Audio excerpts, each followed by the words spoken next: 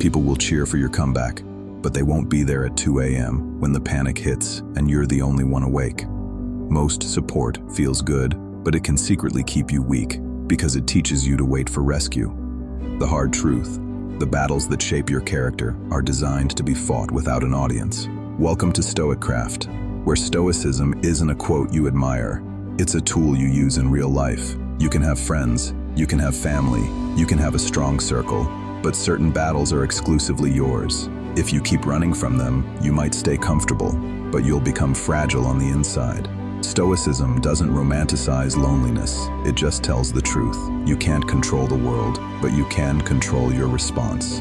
Marcus Aurelius reminded himself that strength doesn't come from applause, it comes from character. Seneca said a wise person is sufficient unto himself, not because he rejects people, but because he refuses to depend on them to stay steady. And Epictetus was blunt. It isn't what happens that upsets you, it's the judgment you attach to it. That all points to one direction. Power begins the moment you stop outsourcing your inner life. Here are 7 things you must face alone if you want to become truly stronger. Not isolated, not bitter, just responsible. And the 7th is the one that breaks strong people the most, because it looks simple until life sends the bill. Thing 1, heal your own wounds. No one feels your pain the way you do. People can empathize, they can listen, they can give you advice. But when the lights go out, it's you and whatever is still open inside you. If you don't face your wound, it becomes your identity. And when pain becomes identity, you start protecting what's destroying you. You replay the same story, you choose the same patterns, you go back to the same people, not because it's good, but because it's familiar suffering. Healing alone doesn't mean you shut everyone out. It means you stop waiting for someone else to fix what you're carrying. You look at the scar and say, this happened, but it doesn't rule me anymore. A simple practice: name the wound in one honest sentence, not a speech. One sentence. I still feel angry about. I still feel ashamed about. I still miss. Then ask, what would a healed version of me do this week? One small action, one boundary, one conversation, one step. Because either you heal or you get used to bleeding and call that normal. Thing 2, discipline your mind. No friend will guard your thoughts for you. No mentor will hold your attention when anxiety starts inventing worst-case scenarios. No book, no matter how brilliant, will choose your focus for you. Mental discipline is an invisible gem. Nobody applauds it. Nobody understands how hard it is to sit with discomfort and not escape into distractions. But it determines who you are when no one is watching. An undisciplined mind is a house with no doors. Any fear walks in, any opinion walks in, any memory walks in, and then you live reacting, as if the world has a remote control to your head. The Stoic trains the opposite. Observe, name it, choose. Here's a practical rule for real life. When your mind spirals, don't argue with the spiral. Label it. This is anxiety. This is resentment. This is my ego looking for a fight. Then choose one next step that matches your values, not your mood. Either you control your thoughts or your thoughts control you. Thing 3, build your vision. Greatness is forged in silence. The world sees the podium, not the nights. It sees the outcome, not the lonely hours behind it. Vision is a decision, choosing who you're going to be before you feel ready. There's a moment in every journey when applause doesn't exist and progress is invisible. That's where most people quit. Not because they lack talent, but because they lack inner direction. You need a north that doesn't depend on praise, a map that doesn't change because someone laughed at you. Your vision is like a fire in the middle of the night. If you don't feed it, it goes out. And if it goes out, you become easy to steer. Try this. Write your vision in one line that you can repeat on hard days. Make it practical, not poetic. Something you can actually live.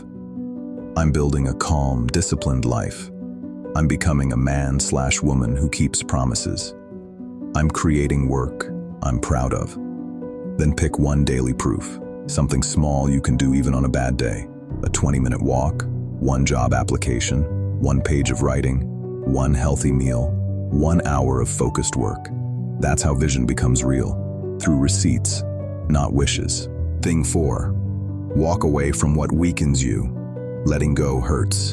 And because it hurts, most people confuse attachment with love, habit with destiny, dependence with loyalty.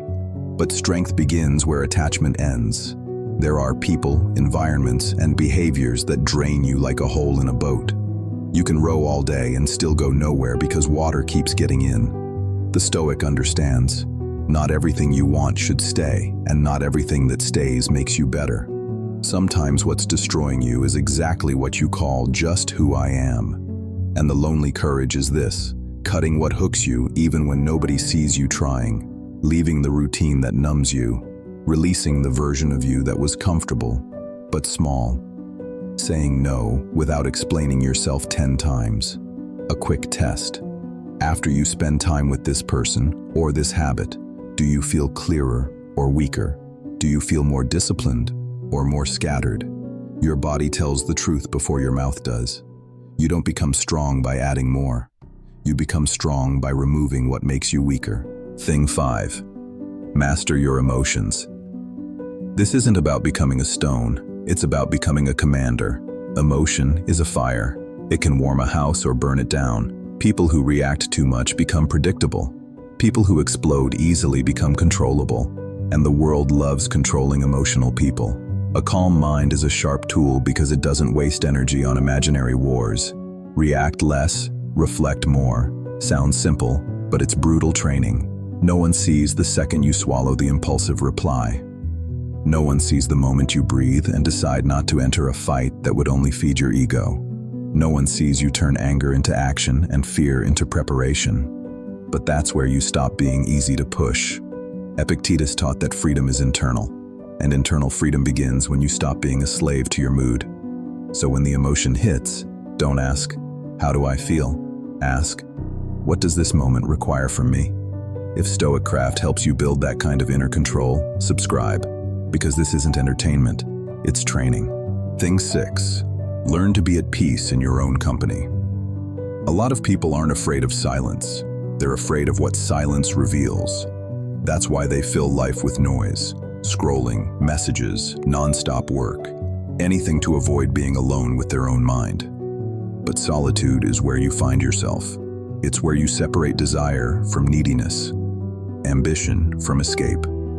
When you learn to be okay with yourself, you stop begging for validation.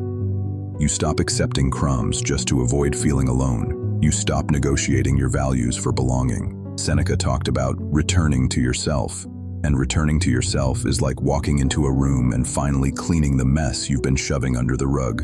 At first it's uncomfortable, then it becomes power. Here's a small challenge. 10 minutes a day with no phone, no music, no noise. Just a walk, or a chair, or a notebook. Ask, "What am I avoiding?" Then write the answer without judging it. The person who can sit with himself can't be easily manipulated. Thing 7. Get up after every fall. This is what separates people who admire stoicism from people who live it. No one will lift you forever. They might help once, twice, 3 times. But life isn't obligated to carry you. And at some point you realize, either you become your own foundation, or you collapse on everyone around you. Getting up is intimate.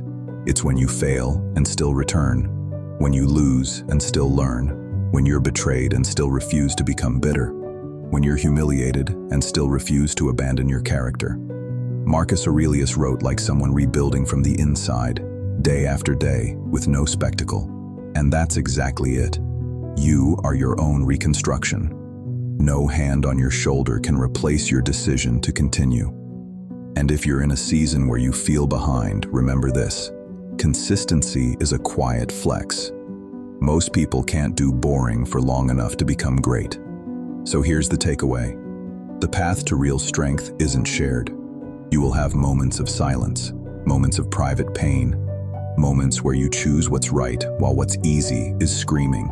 And one day, people will look at you and wonder how you became so solid. The answer will be simple. You faced alone what had to be faced. Now don't just nod at this. Comment below, which of the 7 is hardest for you right now? And subscribe to StoicCraft if you want more practical Stoic tools you can use this week. You don't need more noise. You need direction.